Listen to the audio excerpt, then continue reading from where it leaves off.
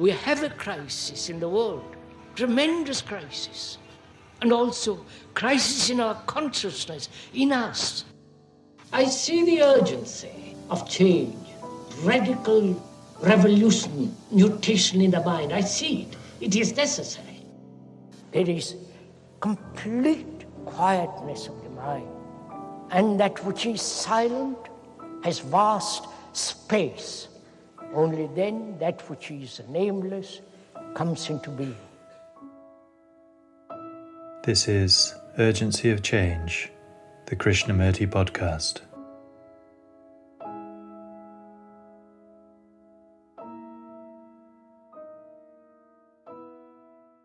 When you seek, you are seeking something away from the actual fact, towards something that would give you greater pleasure.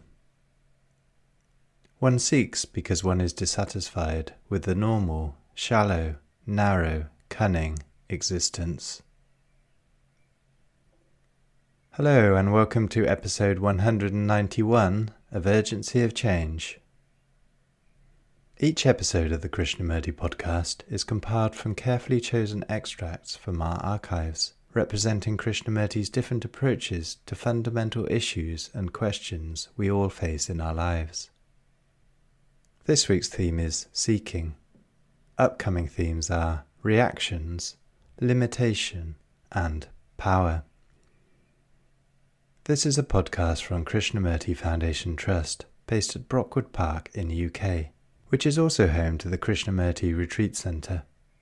Situated in the beautiful countryside of the South Downs National Park, the Krishnamurti Centre offers individual and group retreats for those wishing to inquire into themselves in light of Krishnamurti's teachings. The events programme for 2023 now includes 2 further young adults retreats in September and November for those under 35. We have lowered our rates for this retreat and further concessions are available. All other events at the centre have no upper age limit. Please visit krishnamurticentre.org.uk for more information. This week's episode on seeking has 3 sections. This first extract is from Krishnamurti's 4th talk in Madras, 1967, titled, "What are you seeking?" I think we ought to consider why we seek at all.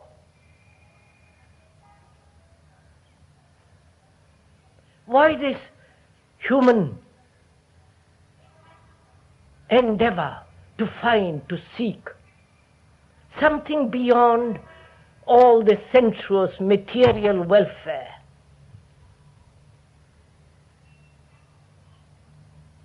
Why we are not satisfied with the things of the senses, but are always attempting to go beyond them? Why each one of us, deep down in our hearts, we are trying to find a God, a truth, a peace, a state of mind that will not be disturbed, a thing that is not transient, which is not made up of time, which is not the result of clever, cunning, theological thinking. I think it would be worthwhile if we could go into it a little bit this evening.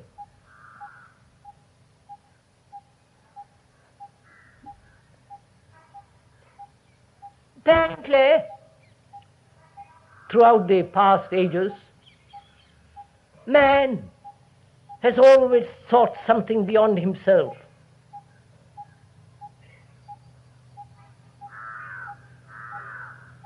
God sought some permanent state. He called it by 10,000 names. and not being able to find it, he has relied on others, on saints, on saviors, on those who assert they know, or he's resorted to worship of symbols, the tree, a particular river, a particular idea, ideology, a particular image made by the hand or by the mind. And he worships that according to his inclination, which is really according to his pleasure, though he might call it by a different name, and according to his temperament, or compelled by circumstances, as most people are. They believe because they've been brought up to believe, or they don't believe because they have also been brought up not to believe. Believe in a particular doctrine, a particular prophet, a particular saint, or a deity which they themselves have projected out of their own background.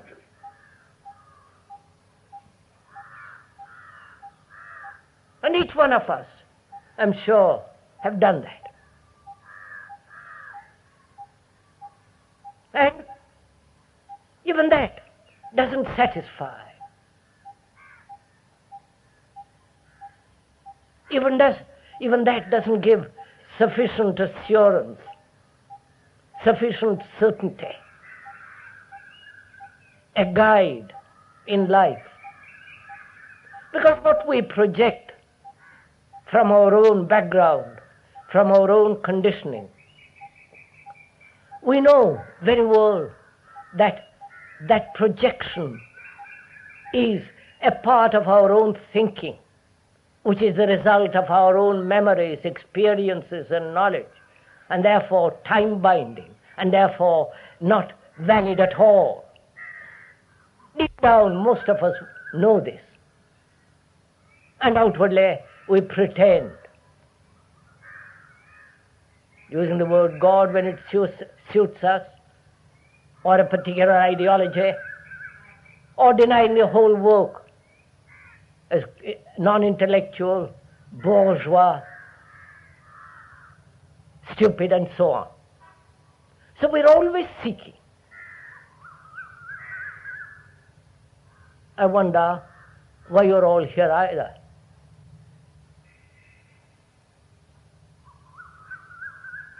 What is each one of us seeking?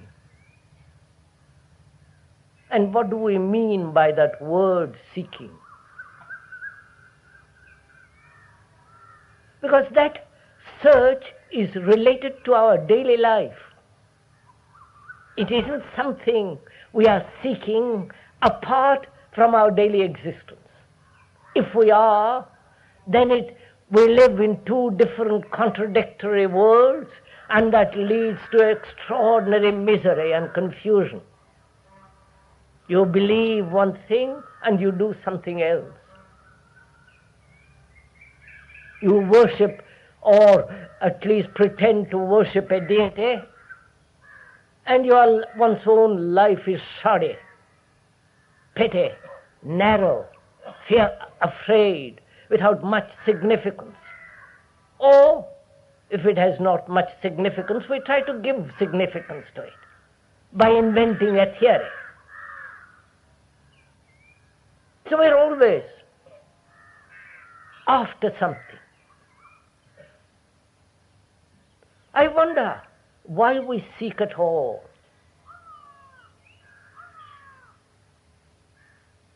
And it has been stated throughout history, religious history, that do certain things, conform to certain patterns, torture your mind, suppress your desires. Control your thoughts. Don't indulge sexually. Put a limit to your appetites. And after sufficient torture, after sufficient distortion of the spirit and the mind and the body, you are assured that you will find something beyond. And that's what mankind has done, either in isolation, going off into the desert or to the mountain or to a cave, or wandering from village to village alone, or joining a monastery, forcing the mind to conform to a pattern that has been established, which guarantees that if you do certain things you will find. A tortured mind, a mind that is distorted, a mind that's broken, made dull through discipline, through conformity. Obviously, such a mind, however much it may seek, will find what it wants to find, will find according to its own tortured mind. So, to find out, actually find out if there is or if there is not, something which man has sought throughout time, surely a different approach or different demand is necessary.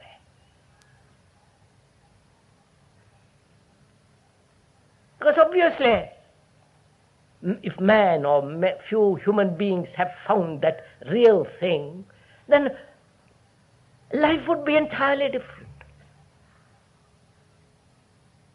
Life would not be a tortured, despairing, anxious, guilty, fearful, competitive existence. Those people would have asserted what it was, and so on, so on. So, it seems to me that one has to find a different approach altogether. That is, we approach from the periphery, from the outer border, and slowly, through time, through practice, through renunciation, through denial, through control, through obedience, through innumerable deceptions and so on, gradually come to the center. That is, work from the periphery, from the outside, towards the inside. That's what we have done.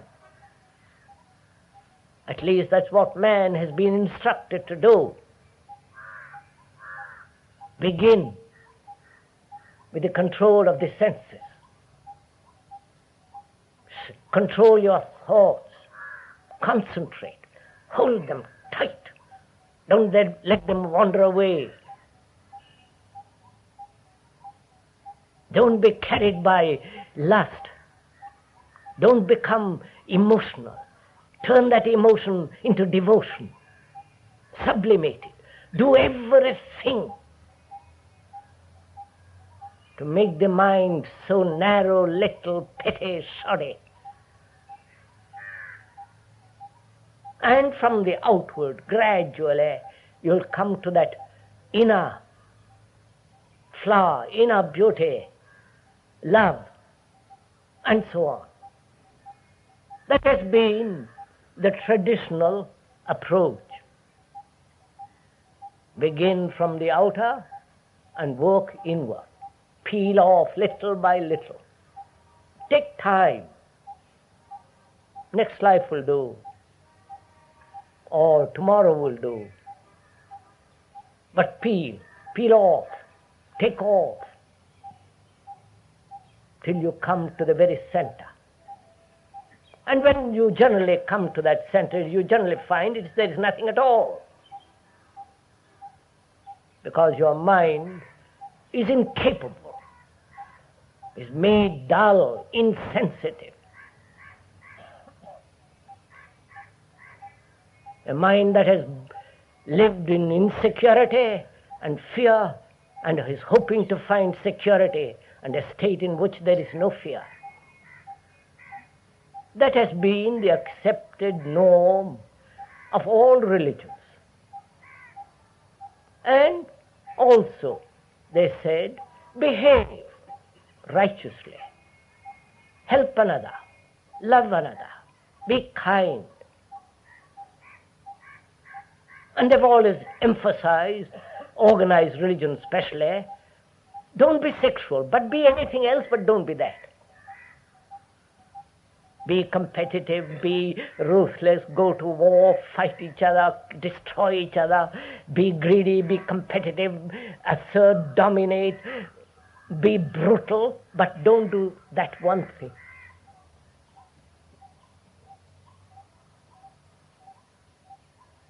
So, one asks oneself, if one has observed this process throughout the world and throughout the religious history of mankind, one asks oneself if there is not a different approach altogether. One thinks that is too immature, too childish, too infantile. At least, if one has understood all that, one rejects all that. Is there not a different approach altogether? That is, burst from the center, explode from the center, not from the periphery.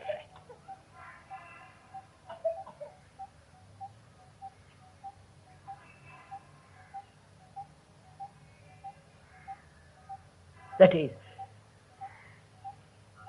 act, be, feel, think, live from a different world altogether.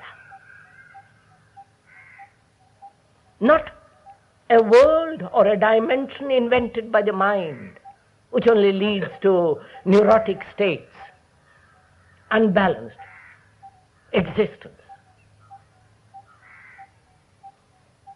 First, see the difficulty involved in this. First, human beings have been taught to approach something which is not measurable by the mind by forcing the mind to accept certain patterns of behavior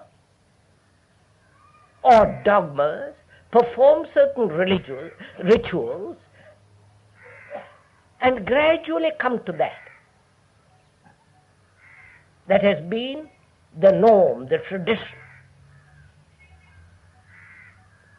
And you can go on that way indefinitely for the rest of your life, or many lives, or indefinitely, and you will never get it. Because obviously, your mind is a mind that has been made dull, insensitive, that has no appreciation of what is beauty, that knows no love, that can repeat phrases out of the Gita, Bible, the Savior, that's such a mind, such a tortured mind. What can it find? Nothing whatsoever, except an idea, a concept. And that idea and that concept has been projected by a mind which is afraid, which is guilty, which is lonely, which wants to escape from all turmoil, which has denied the outer world altogether. Though it lives in the outer world and is tortured, it denies that world. So what can such a mind find? Obviously, its own projection, and therefore we can reject that. Now, you're good enough to listen or hear what is being said. But to go much deeper into the issue, you have to reject it not intellectually but actually.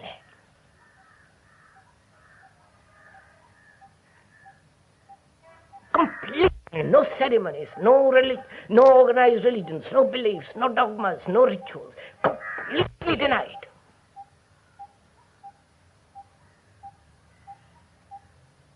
Which means you're already standing alone.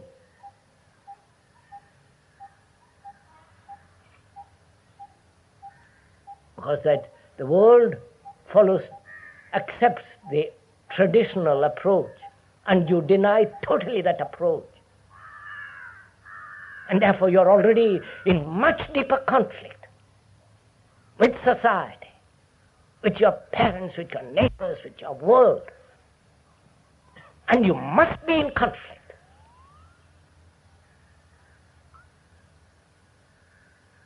Otherwise you become a respectable human being. And a respectable human being cannot possibly come near that infinite, immeasurable reality. So you have started by denying something utterly false. Not as a reaction. If it is a reaction, you will create a pattern into which you will be trapped. But because you understand the futility, the stupidity of a mind that has been tortured,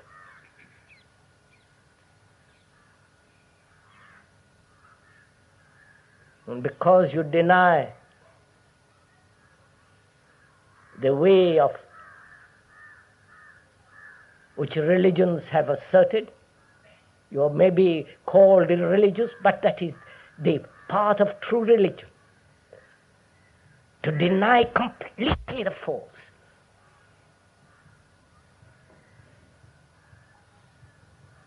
Then,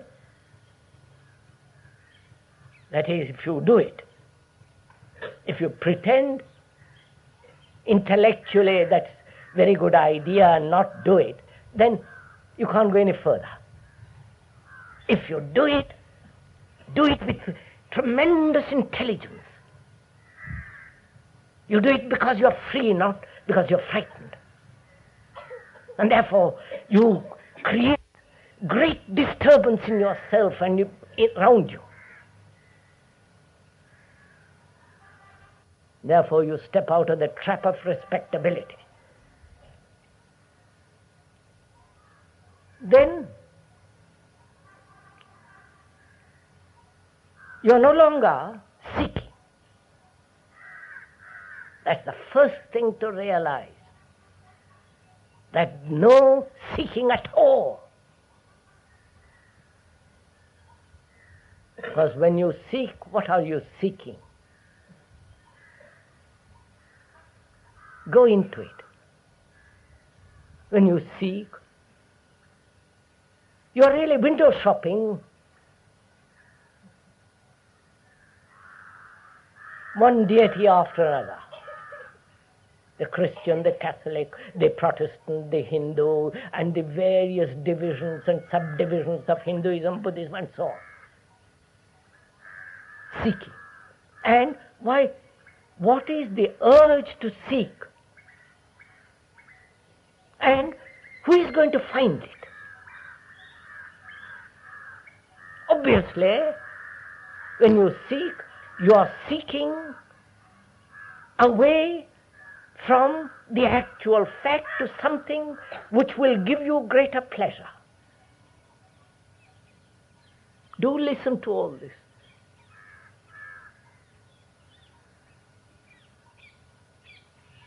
One seeks because one is dissatisfied with the normal, shallow, narrow, cunning existence. You are dissatisfied with it. It has no meaning.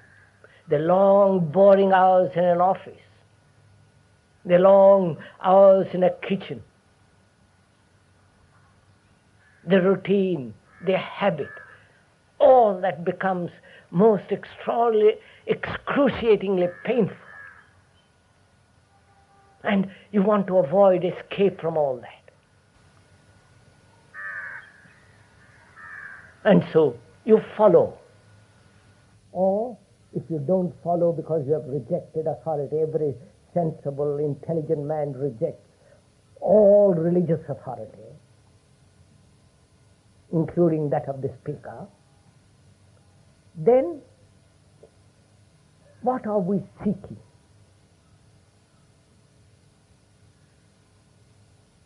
What is the motive of your search?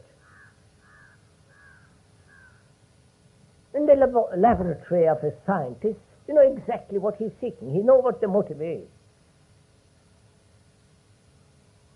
But here as a human being, what are we seeking? And that search has that search has a tremendous meaning to our relationship to society. Please listen to this.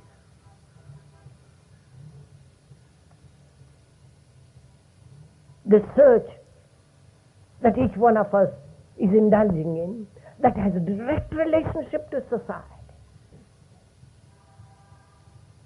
Because we are escaping from society.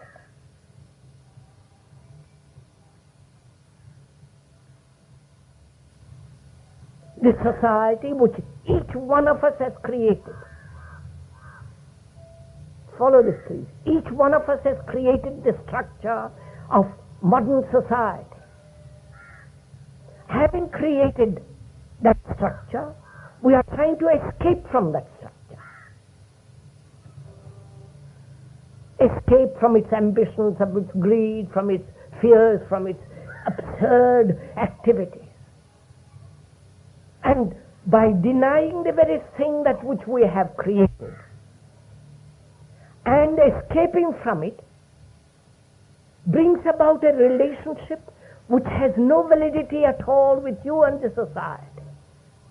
I don't know if you're getting the meaning of this. If I am escaping from something which I have created,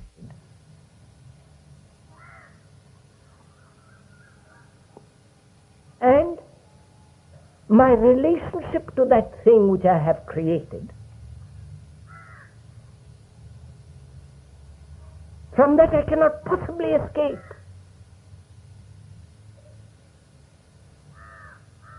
I can only leave it when I deny the structure of that thing which I have created. That is when I am no longer greedy, no longer accepting any religious authority. All the ritual. That is the structure of society. And when I deny it and not escape from it, then I am out of the structure of that society for which I am responsible. Right? Unless each one does this, you can pretend as much as you like that you are finding reality, seeking reality, read books and follow few saints. That has no meaning whatsoever.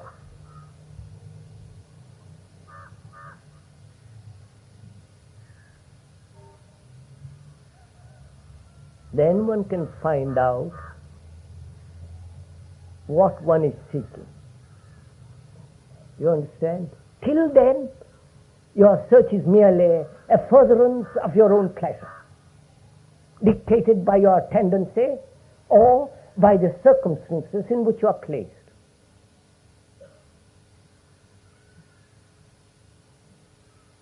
If one can go that far,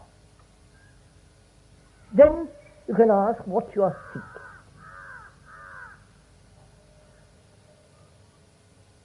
Most of us want greater experiences.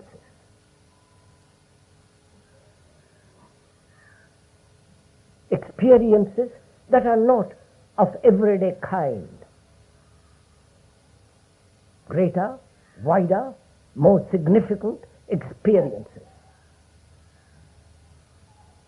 And that's why LSD, the latest kind of drug, which is prevalent in America and is spreading into Europe and probably will come here, if it has not already come, it gives one a tremendous experience.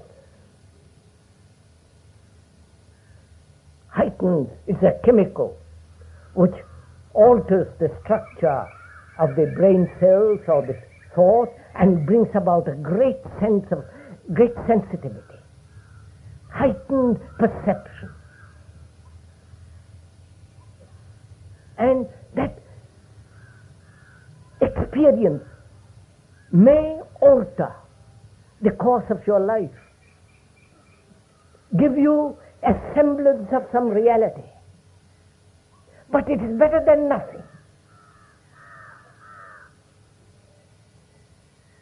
Because to go to every day to the office, to join the army, to become a clerk,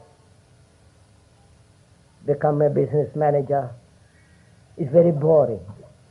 At least this will give you some new delight, a new experience, and perhaps alter a way of your life. And so, most human beings are seeking experiences. And we want those experiences to be permanent, lasting. Have you ever looked into this whole structure and the meaning of experience?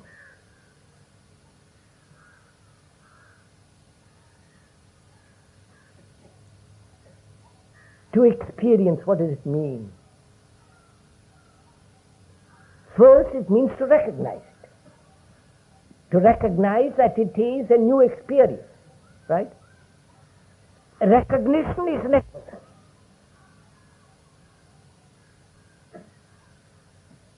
Otherwise, it's not an experience, is it? You challenge. There is challenge and there is response.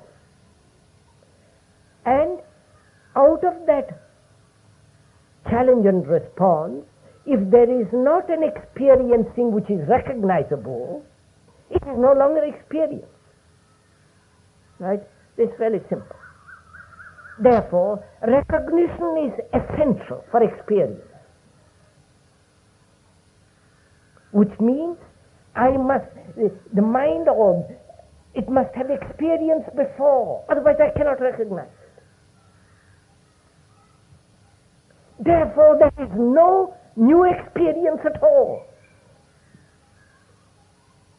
Please go into it. You will see it for yourself.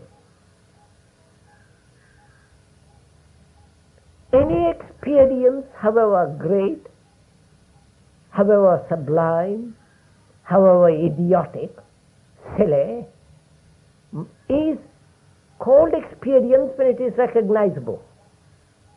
And recognition is always born out of the past memory. Therefore, that experience belongs to the past. Therefore, it is not a new experience at all because you have recognized it. Therefore, one must doubt all experience.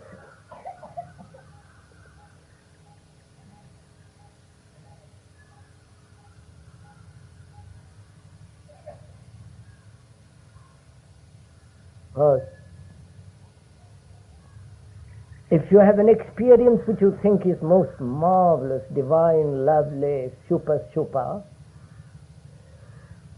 and hold on to that, as most saints do, as most religious leaders do,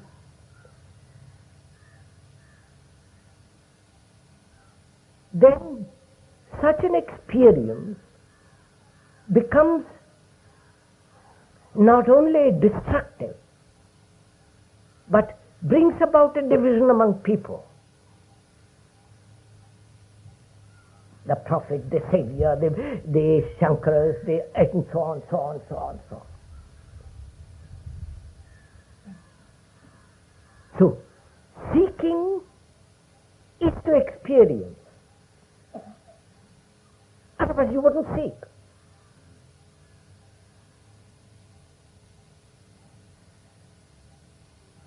Therefore, experience is merely a modified continuity of what has been. And a mind that is wanting experience is a mind that is not capable of perceiving what is true. Please follow this.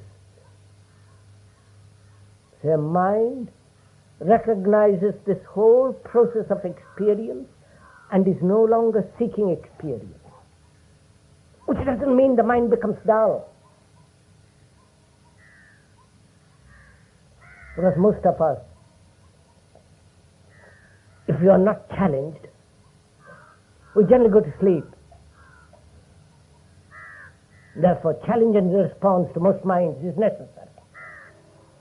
Otherwise, one becomes lazy, lethargic, inefficient, as it's happening in this country. There's no challenge. Nobody pushes you. Corruption, all that goes on. So, for a mind to keep awake, for a dull mind to keep awake, challenges are necessary.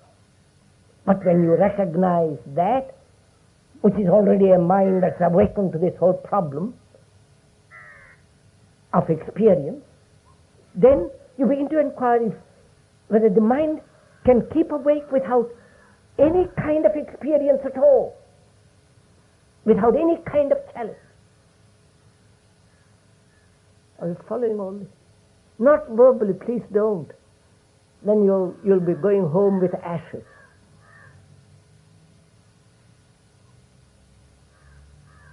But if you are actually proceeding, traveling, sharing together what the speaker is saying, sharing, not following, not imitating, not repeating, not remembering and then conforming.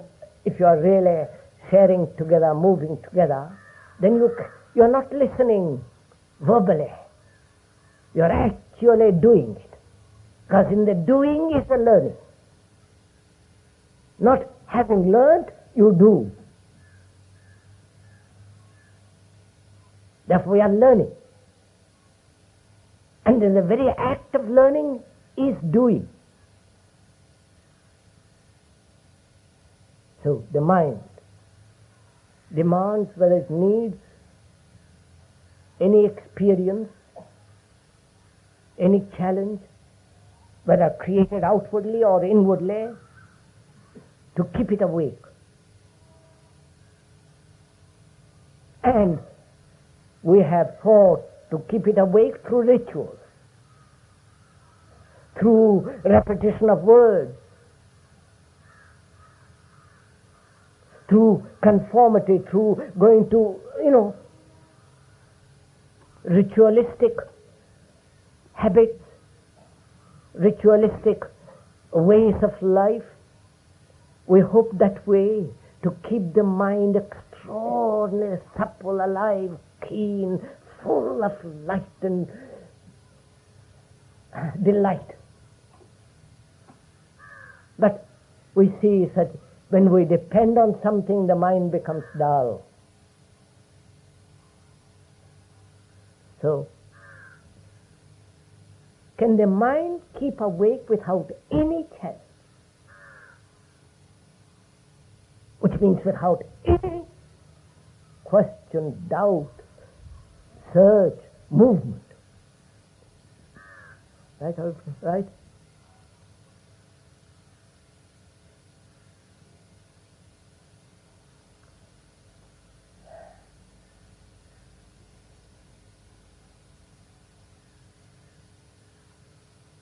We act because behind that action there is a motive.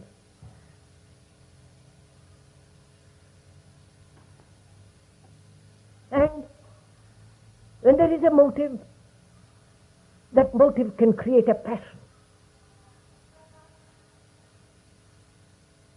Passion to do things. Passion to serve, passion to reform, passion to be a leader, passion. Because there is a motive behind it. To do good, to become powerful, to reform, to convert. That motive gives a certain passion, which can be observed factually throughout the world. And is there a passion without motive?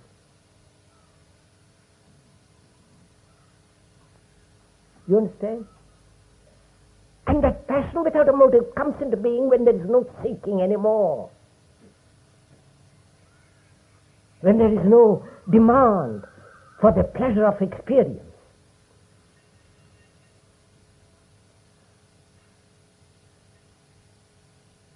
So a mind that is seeking is not a passionate mind. And without passion, which is without motive, you cannot love. Because as we said the other day, love is not desire.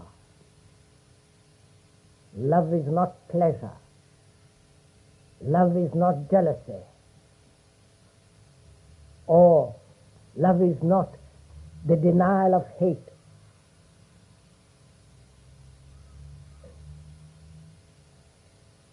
Because when you deny hate, violence, put those away from you,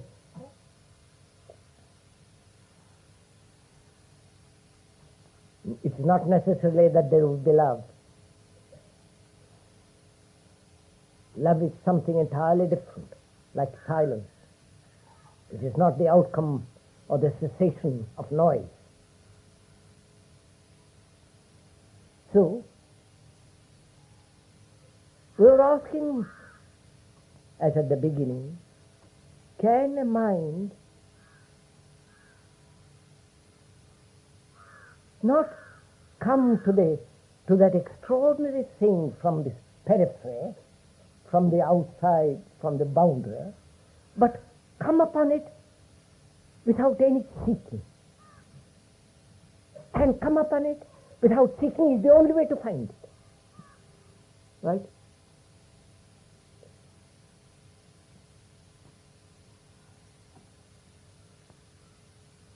Because to come upon it unknowingly,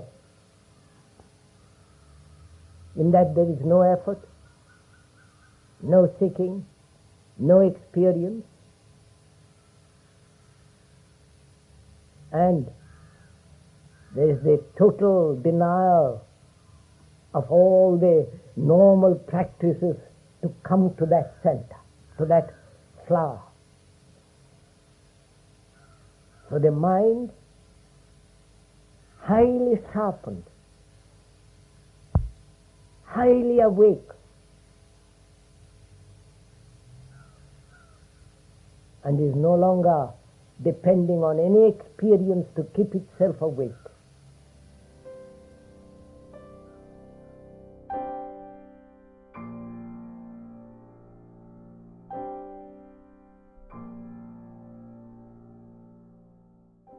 The second extract is from the sixth talk in New York, 1966, titled, "There Must Be an End to Seeking."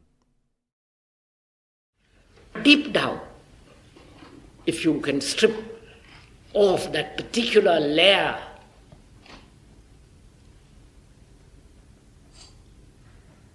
there is this enormous discontent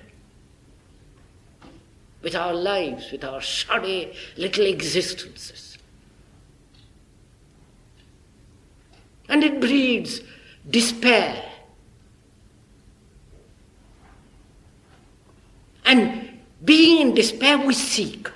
We say there must be something. We want some hope, something by which we can live.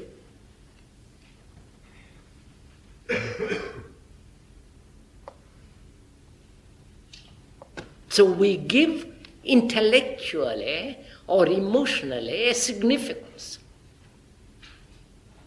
to life, to our life, which prevents us from actually looking, observing, listening to the whole content of our entity.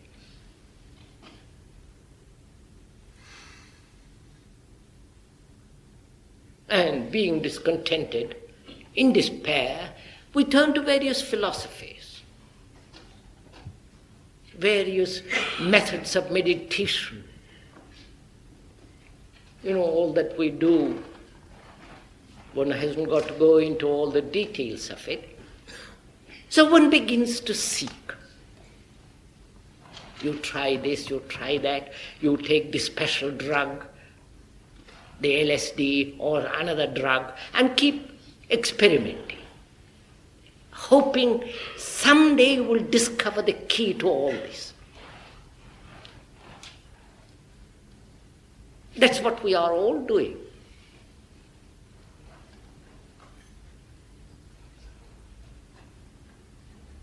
We want a truly religious experience, something supernatural, something mysterious. Because our own life is so empty, so dull, so meaningless, so utterly petty.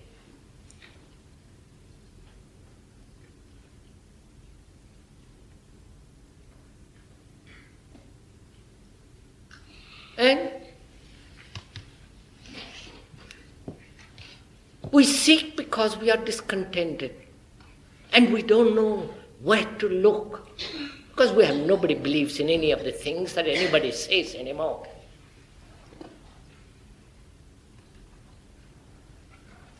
The religions, all that's gone up in smoke. It is not worth even discussing.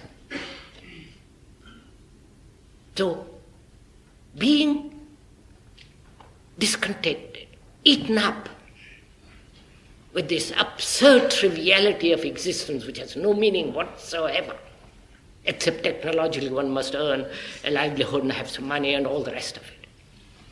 But beyond that, it has no meaning. So there is discontent,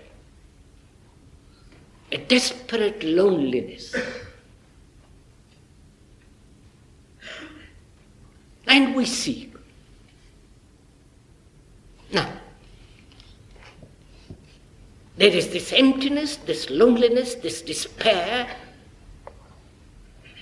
and to fill that we are seeking.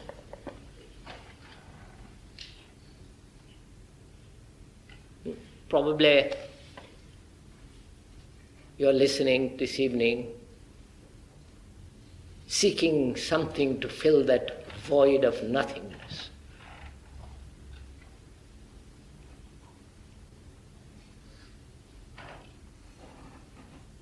And this search is a terrible thing, because it leads nowhere. One has knocked at the many doors in our despair, loneliness and misery.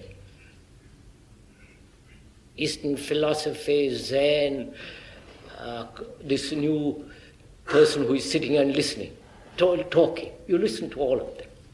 And you knock at the very door.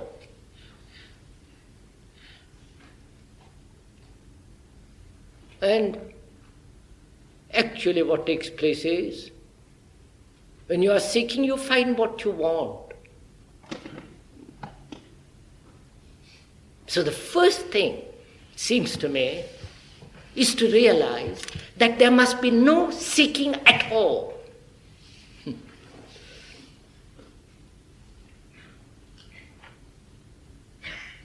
That's a hard pill to swallow. Because most of us have been so accustomed, so conditioned to seek psychologically, inwardly.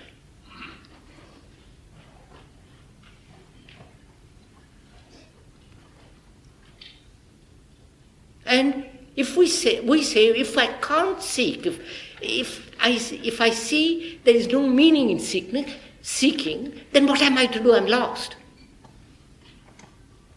So, seeking becomes another escape from actual fact of what one is.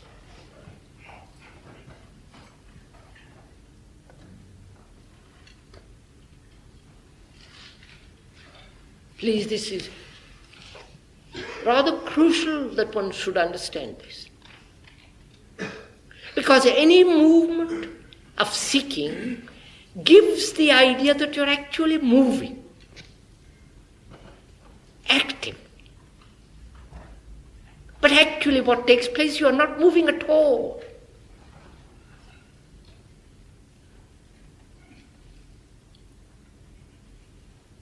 What is taking place when you're seeking is a mental process.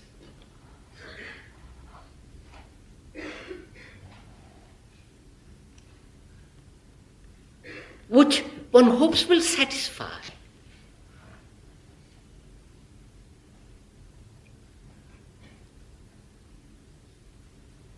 And so, seeking is a static state. It's not an active state. What the actual state is this terrible loneliness, emptiness.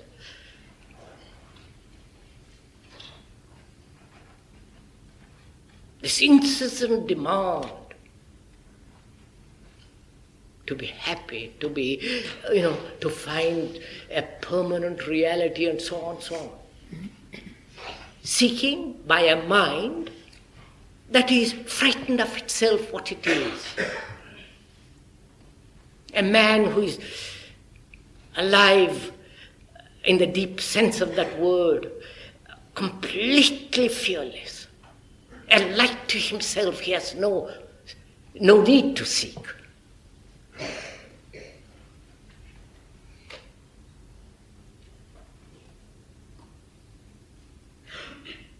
So,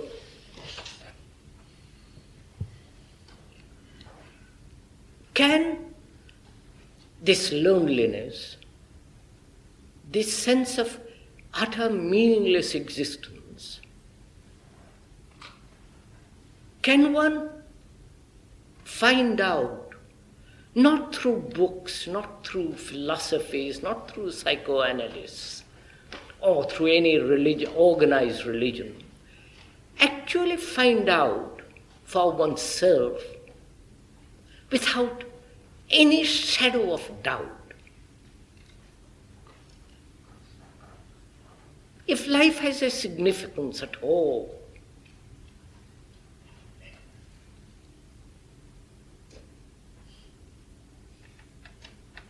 and what is that significance,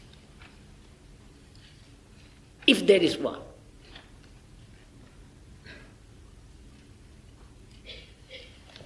Man, historically,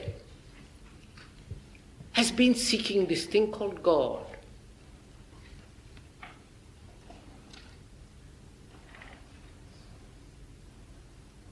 And it's not the fashion nowadays to talk about that entity. It's not worth talking about him. Because nobody's interested. It has been the monopoly of the organized religions, and organized religions have gone up in smoke or in incense. And it has no meaning at all anymore. But yet man is seeking, wanting to find out.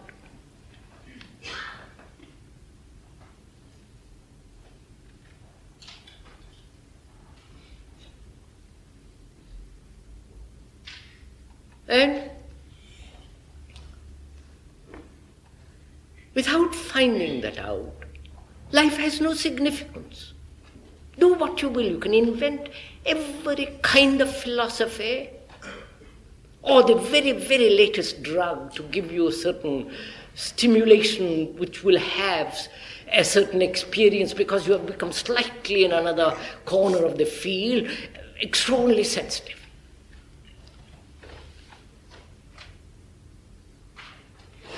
And if one relies on stimulation of every kind, including the speaker here,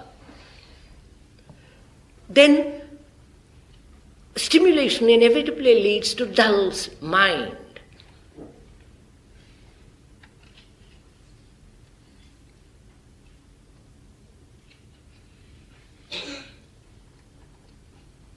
So, one has to find out. One has to examine, and through that very examination, discover. Not project from your conditioning or from your fear, from your hope, a certain reality which hope exists. Then you are back again to the old circle.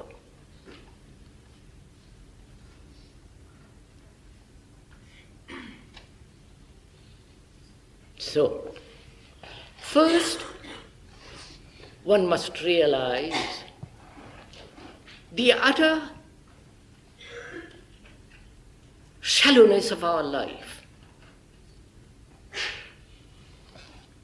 Not because somebody tells you, but the actual fact of what it is.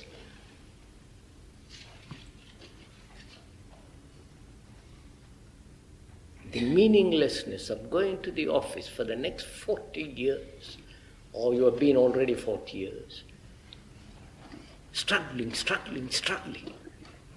and at the end die.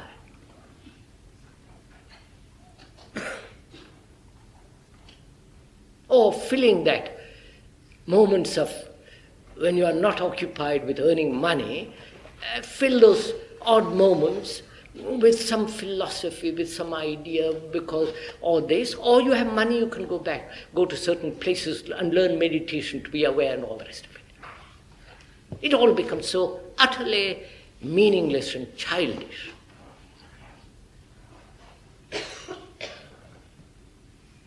But one has to find out. One has to discover if there is a real significance, not invented by the mind. That's very easy.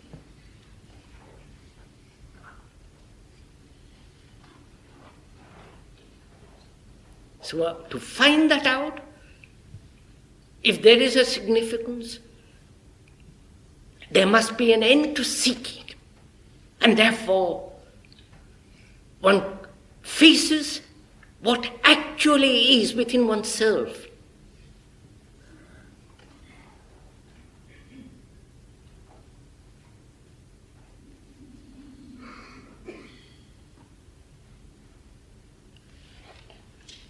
You see, because of our despair and anguish and all the rest of it, we have invented a network of escapes, beliefs, dogmas. Or you just live for the time being and die, rationalizing your whole existence, saying all the things that one says. And so the mind must be free of belief to examine.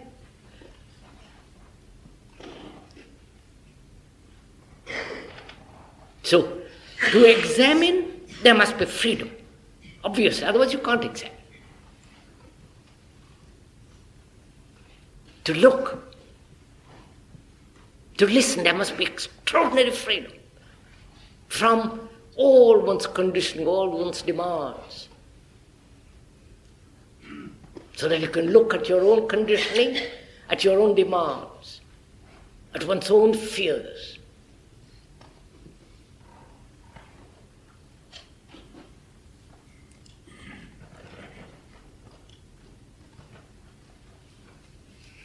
then, when there is no movement of seeking or achievement,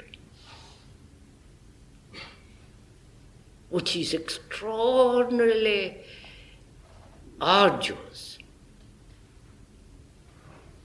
because we want to succeed. We want a quick answer to everything. You take a drug and you think you have answered the whole of existence because you have had certain experience.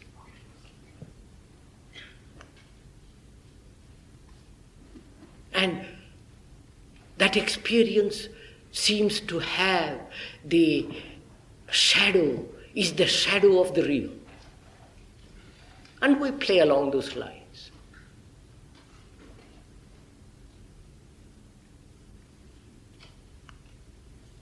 Now, if one can see all this structure, then not escape either through a conclusion or through a word,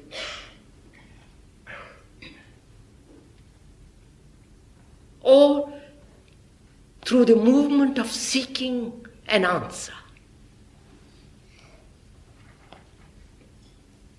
You know, this demands astonishing attention.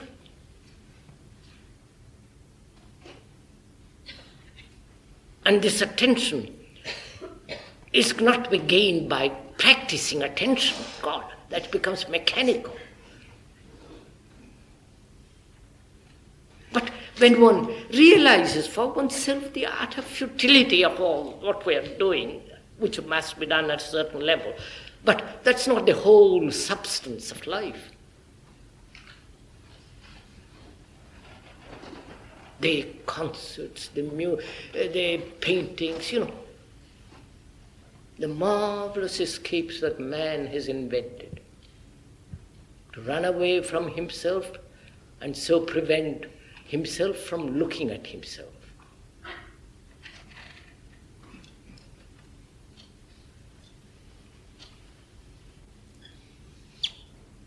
Then only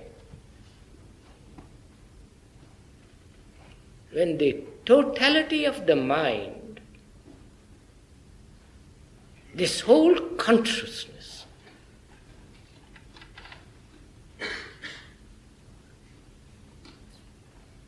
and all consciousness is always limited. However much you may expand through drugs, through practice of certain disciplines, hoping to expand consciousness, there is always the observer.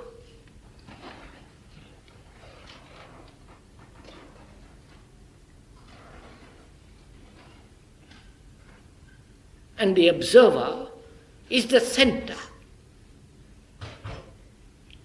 And where there is a center, the expansion is always limited. Obviously, as we were saying the other day, object and object create space around itself.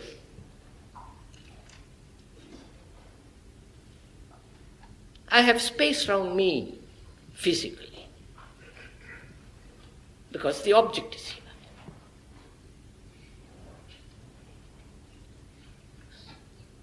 This hall, with these these walls, creates the space. And there is space outside the wall. We only know space from the center. When you look at the stars of an evening, the beautiful sunset, you know the space because there is the observer.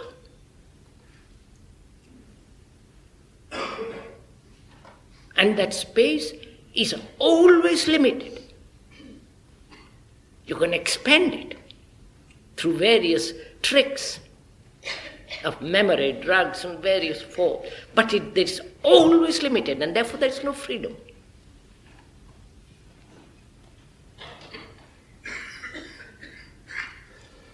And there is space in which which is complete freedom when there is no observer, when there is no center.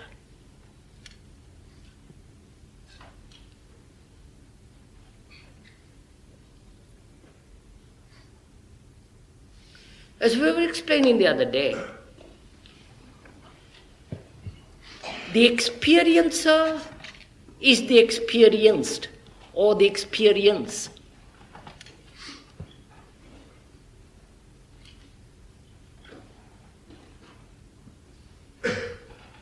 I think that's fairly obviously clear. I don't know. We won't go into it too much because we have got to go a little further.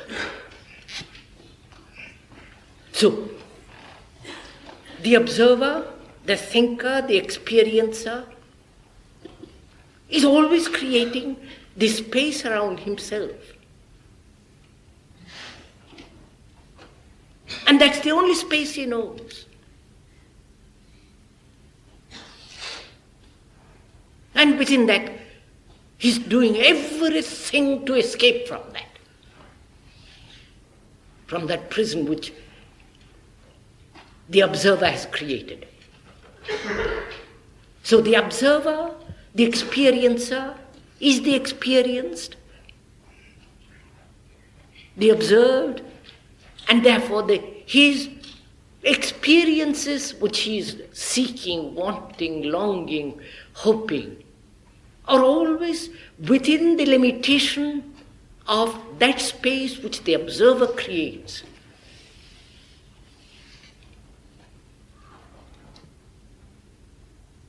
You can see this for oneself very simply when you observe yourself. When you observe a building, a flower by the wayside, or when you have an experience, a wanton experience, there's always the observer.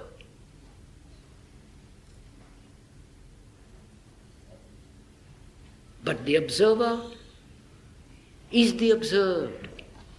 The two are not separate. I can't go into it because it's very important to understand this.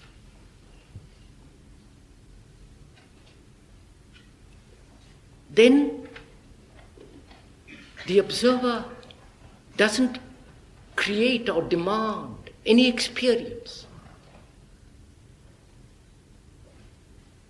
Therefore, there is no center from which to observe, to experience, to gather memory from which to move.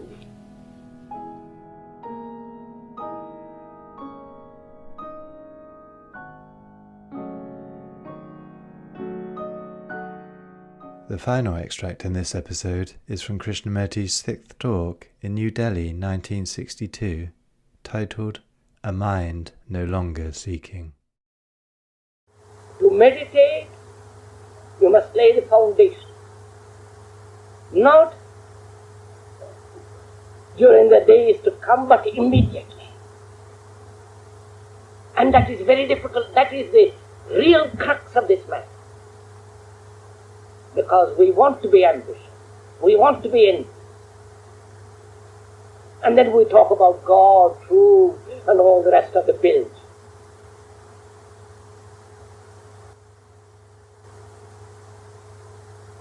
So your gods, your truth, have no value as long as there is no foundation. When you are no longer caught in the machinery of stupid society and its morality. It means the mind then is free from ambition, greed, envy, power, and all the things that man seeks, which society has encouraged from his childhood. Then there is freedom. Not tomorrow, not at the end of life, but right at the beginning now.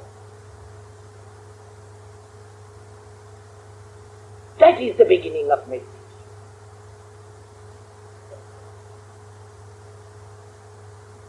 Because that implies self-knowing. Not the supreme self. There is no supreme self for a petty mind, except the thing it has invented, which it calls the supreme self.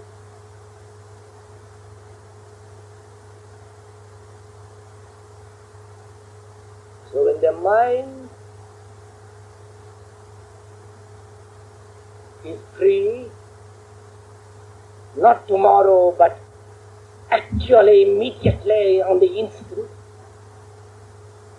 of envy, greed, acquisitiveness, the search for fame and power, then you begin to meditate.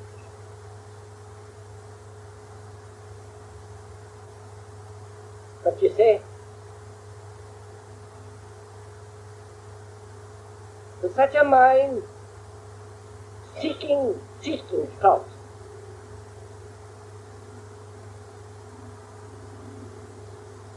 I hope you are following all this. At least some of you are. Because when you say you are seeking, what are you seeking? You are seeking something you already know, otherwise you won't seek it. You can't seek something you do not know. You can seek something which is recognizable. And recognition is of the past.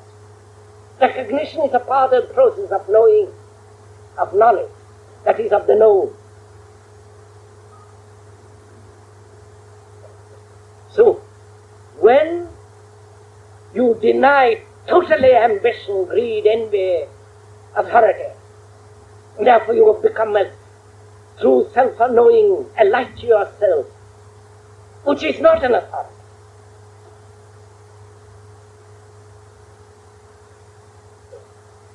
Then, such a mind, being free and uncommitted, not seeking, because if there is nothing to seek, how can a petty mind seek the immense? It can only translate the immense in terms of its own shallow pettiness. Therefore, the mind must be completely be free of these, and therefore the mind becomes quiet.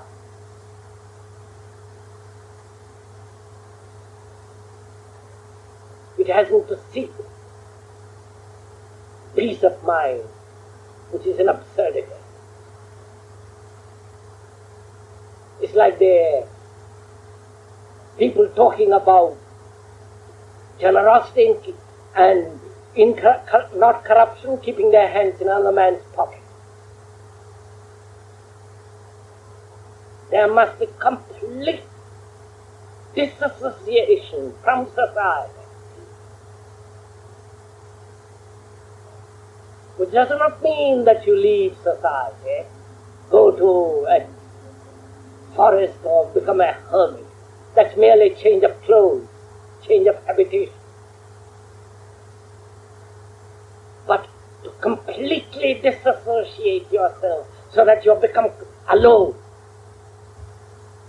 The mind then is uninfluenced by society. So it is capable of standing completely alone.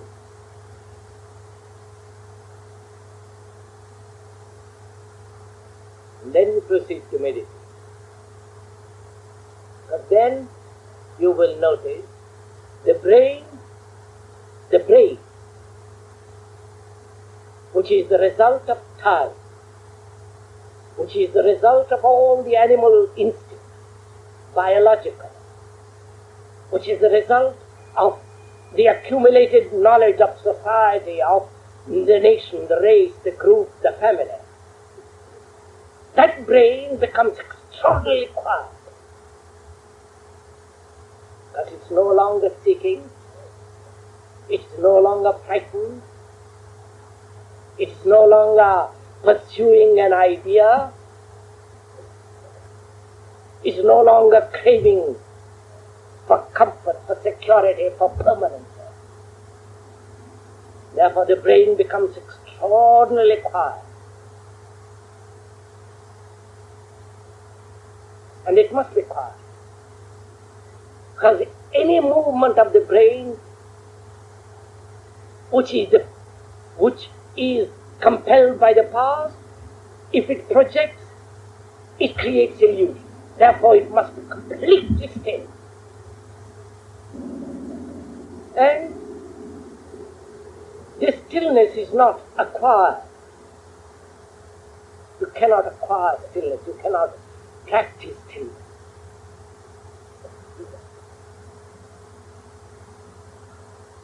Because a brain that practices stillness is a dead mind, a dead brain.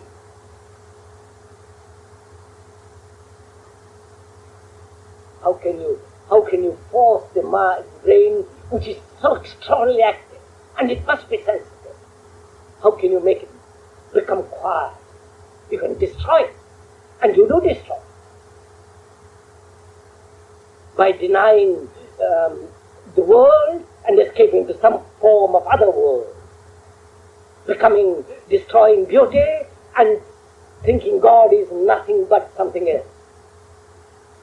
So a sensitive mind cannot be disciplined. It must be sensitive. But if you understand the whole significance of discipline, then there is an extraordinary discipline which is the outcome of freedom, which is not controlled.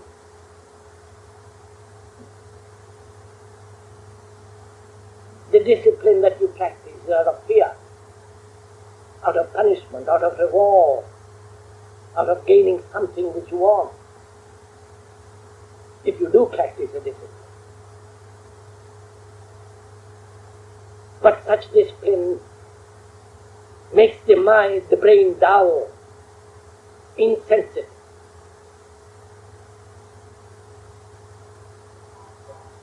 So, life is not merely, doesn't belong to the hermit or to the sannyasi or to the politician or to the saintly politician. Life is something extraordinarily vast, immense, immeasurable. And a petty mind cannot possibly understand. And the petty mind is essentially the ambitious mind, the greedy mind, the acquisitive mind.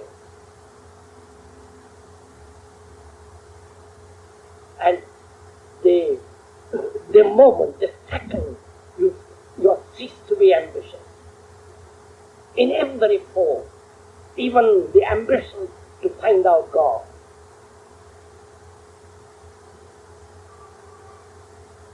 the moment you are broken, your brain becomes astonishingly quiet.